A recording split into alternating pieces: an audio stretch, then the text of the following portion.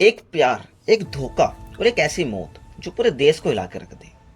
ये कहानी है मेरठ की, जहाँ एक मर्चेंट नेवी ऑफिसर को उसकी ही पत्नी ने उसके लवर के साथ मिलकर टुकड़े टुकड़े कर दिया। अबे ऊपर देख ले, ऊपर ऊपर देख ले। एक मिनट ऊपर।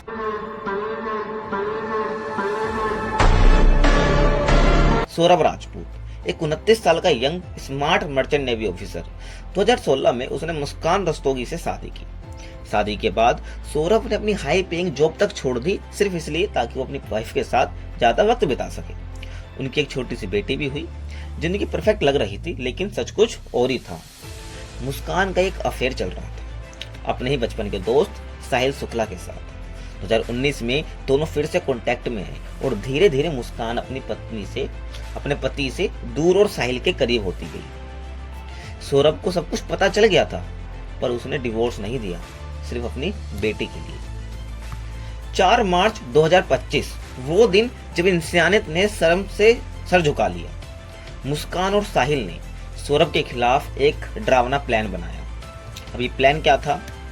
उसके खाने में नशीली दवाई मिलाई गई।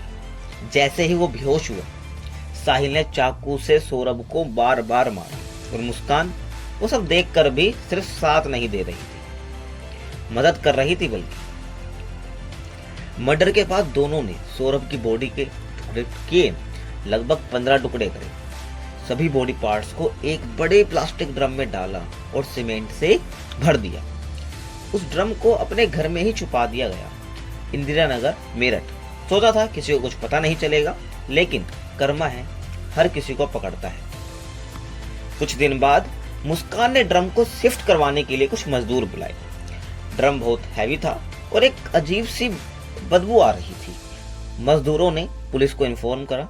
जब पुलिस ने ड्रम खोला तो अंदर का मंजर देखकर सबके होश उड़ गए।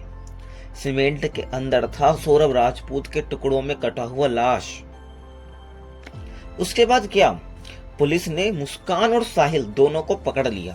पहले तो दोनों झूठ बोलते रहे, लेकिन फिर सच कबूल कर लिया। ये मुस्कान ने पूरा प्लानिंग मुस्कान की थी। उसने ये प्लानिंग की थी नवंबर में कि इसको मार के कहीं गाड़ दे। गाड़ने के बाद मैं ये बता दूंगी कि ये वापस चला गया अपना वहाँ, ये विदेश चला गया, वापस नहीं आया। नवंबर में इसने जगह ढूंढ रही थी गाड़ने के लिए, लेकिन उसको उस समय जगह नहीं मिली। अब इसने एक और प्लानिंग की कि समय इसका दोस्तों से भी कई पूछा कि मैं पूजा का कुछ सामग्री गाड़ना चाहती हूँ। फिर एक हिंट किया इसने कि अगर कोई मर्डर हो जाए तो कहाँ गाड़ा जाएगा, तो इसके दोस्तों ने सबने मना कर। तब तक इसको जानकारी हुई कि फरवरी में ये वापस आएगा। 22 फरवरी को इसने पहले से प्लानिंग कर रखी थी। इसने चाकू खरीदे, गई शॉप पे शारदा रोड पे। वहां पे इसने 2 चाकू खरीदे 800 रुपए में, मुर्गा काटने का नाम लेके, चिकन काटने के लिए मुझे चाकू चाहिए। उस दिन इसने प्लान किया था शराब में इसको दवाई मिला के सुलाने का। 19 मार्च 2025 को दोनों को कोर्ट में पेश किया गया। जब मुस्कान और साहिल कोर्ट के बाहर आए, लोगों का गुस्सा फट गया। कुछ लॉयर्स ने तो उन्हें मारने की कोशिश भी करी और मार भी दिया, और पुलिस ने मुश्किल से उन्हें बचाया। और जब उनके माँ बाप से इस बारे में पूछा गया तो मुस्कान के माँ बाप ने भी उसे ठुकरा दिया। पहले तो उन्होंने बात घुमाई फिराई कि मम्मी उसके घर वालों ने ही मारा है मेरे सामने, और उसके घर वाले ही वहाँ ले गए थे। हमें उसकी बात पे विश्वास नहीं हुआ। उसके घर वाले उससे बहुत प्यार करते, हमें पता है सब। हमारी बच्चियां कहाँ कैसे माहौल में गई है हमें पता है। उसके घर वाले सौरभ से बहुत प्यार करते थे। पहले उनने खुद कही हमसे, हमें विश्वास नहीं हुआ।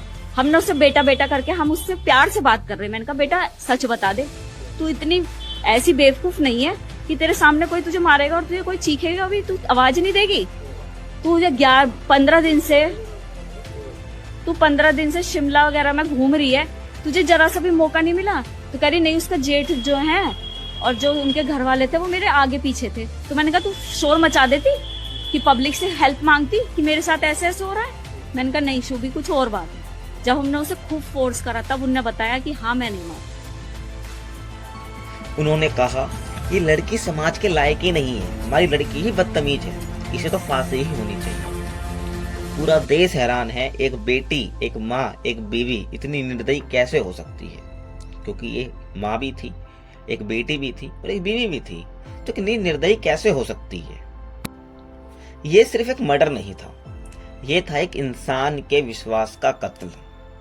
सौरभ राजपूत का कसर सिर्फ इतना था कि उसने अपनी बीवी से वफादारी की और उसने सोचा एक शादी और एक बच्ची सब कुछ ठीक कर देगी।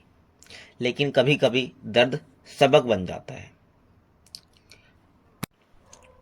तो ये वीडियो यहाँ तक थी। अगर आपको ये कहानी जानकर शौक लगा तो कमेंट में लिखिए जस्टिस फॉर सौरभ राजपूत, और ऐसे रियल लाइफ क्राइम स्टोरीज के लिए चैनल को सब्सक्राइब करना मत भूलिए। मिलते हैं अगले वीडियो में, तब तक के लिए सेफ रहिए और अवेयर रहिए।